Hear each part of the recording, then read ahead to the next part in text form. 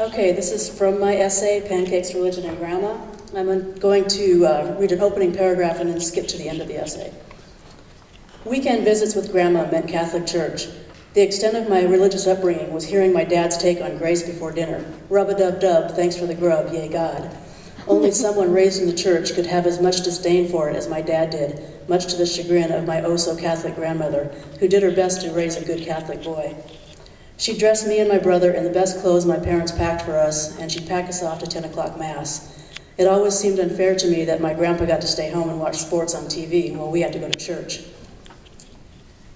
When she was 95, a group of bikers came to her assisted care home and offered motorcycle rides to anyone who was able. Grandma was the first to sign up.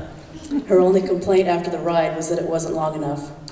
The next time I set foot in my hometown Catholic church was at her funeral. On the program, I saw the name of the priest who had called me a sinner 37 years ago. I knew Grandma had been very fond of him, and I was happy he was at her funeral. Unfortunately, he was retired and simply sat on the sidelines in his frock, silent. The officiating priest didn't know my grandmother, had never met her. In the last years of her life, she and Grandpa had moved out of town to live near my aunt, so her ties to the church she had attended for 50 years had been lost.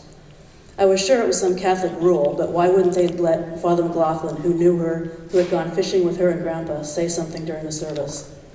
The priest offered religious rhetoric about casting her soul to God, eternal life, yada yada.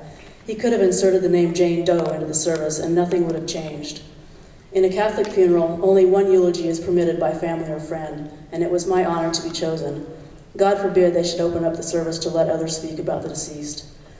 We cousins shared some of the same memories of Grandma. We were the grandchildren who adored her pancakes, played in her barn, and carried her genes, her strength, and her love. We were the ones who gave meaning to her passing through our grief and memories, yet only one of us was allowed to speak at her funeral.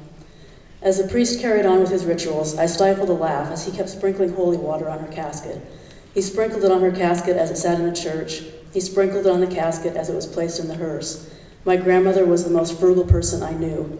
I pictured her yelling, "You're wasting water, enough already."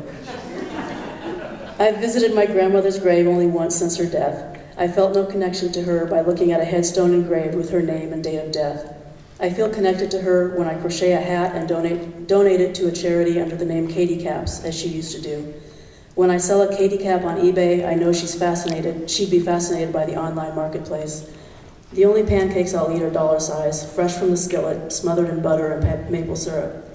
I feel my connection with her every time I use toenail clippers to trim the ultra-thick fingernails I inherited from her. I feel her presence when I wave my hand and let something go. I hold on to her youthful attitude as I grow older, and when I'm 95, I'll complain the ride wasn't long enough.